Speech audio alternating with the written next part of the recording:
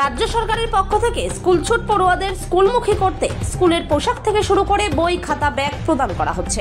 সেখানে দাঁড়িয়ে শনিবার উত্তর দিনাজপুর জেলার রায়গঞ্জের রূপাহার বাইপাস জাতীয় সড়কের ধারে পড়ে রয়েছে সরকারি স্কুলের পোশাকের স্তূপ।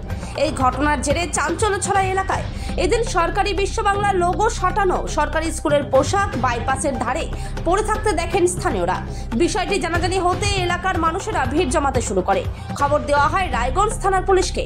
খবর পেয়ে পুলিশ ঘটনাস্থলে পৌঁছে পোশাকগুলি সংগ্রহ করে নিয়ে যায়। স্থানীয় গ্রাম পঞ্চায়েত সদস্যের স্বামী নূর আলম জানান, সরকারি বিশ্ব বাংলার লোগো সাঁটানো স্কুলের পোশাক কে বা কারা এভাবে ফেলে গেল তা নিয়ে প্রশাসনকে তদন্তের আর্জি জানিয়েছে।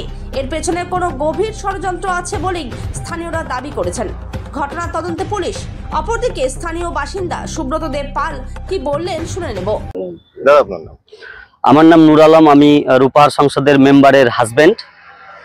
আমি খবর পেলাম যে আমাদের বাইপাসের ধারে অনেক স্কুলের পোশাক পরে রয়েছে, যেগুলো সরকারি স্কুলের পোশাক।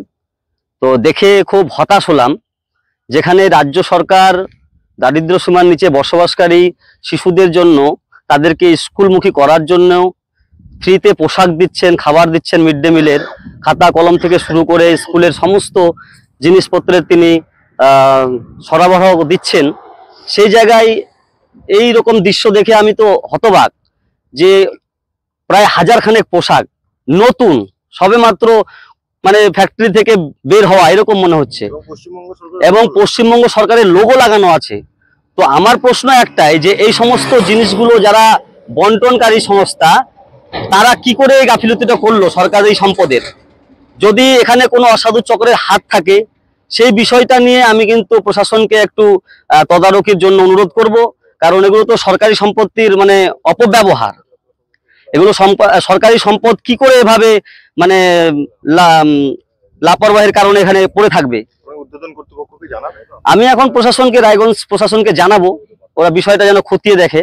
হ্যাঁ, কারণ সরকারি সম্পত্তির এভাবে নষ্ট করাটা তো ঠিক নয়। আমার নাম সুব্রত দেব পাল। আজকে এই দিকে বাইপাসে এসেছিলাম, এসে হঠাৎ করে চোখে পড়ে মোটামুটি প্রায় 500-700 পিস স্কুল ড্রেস, সরকারি স্কুলের পোশাক, সরকারি লোগো লাগানো আছে, সেগুলো পড়ে আছে বাইপাসের ধারে। এরকম ঘটনা কোনোদিন দেখেছেন না? এই ধরনের ঘটনা আমাদের জ্ঞান তো কোনোদিন আমরা দেখিনি, বা আগে তো কোনো সরকার দেয়নি এইভাবে। এই সরকার দেওয়া আরম্ভ করেছিল, কিন্তু এই প্রথম দেখলাম এইভাবে সরকারি সম্পত্তির অপচয়। পশ্চিমবঙ্গ সরকার মানে বিনা পয়সায় স্কুলমুখী হওয়ার জন্য ছাত্রছাত্রীদেরকে স্কুল দিচ্ছে, সেটার অপব্যবহার, সেটা ফেলে দেওয়া হচ্ছে, কি বলবো? হ্যাঁ, এটা তো সত্যি কথাই। মাননীয় মুখ্যমন্ত্রী যেভাবে সাধারণ বাচ্চাদেরকে স্কুলমুখী করার জন্য আপ্রাণ চেষ্টা চালিয়ে যাচ্ছেন, স্কুলে খাওয়া দাওয়া থেকে শুরু করে জামা, জুতো, ড্রেস, ব্যাগ সবই দিচ্ছেন, কিন্তু তারপরেও কিছু অসাধু চক্র তারা এই বিষয়টাকে নিয়ে সরকারকে বদনাম করার জন্য, কলুষিত করার জন্য আপ্রাণ চেষ্টা চালিয়ে যাচ্ছে। এটা তারই একটা অঙ্গ বলতে পারেন। কি চাচ্ছেন?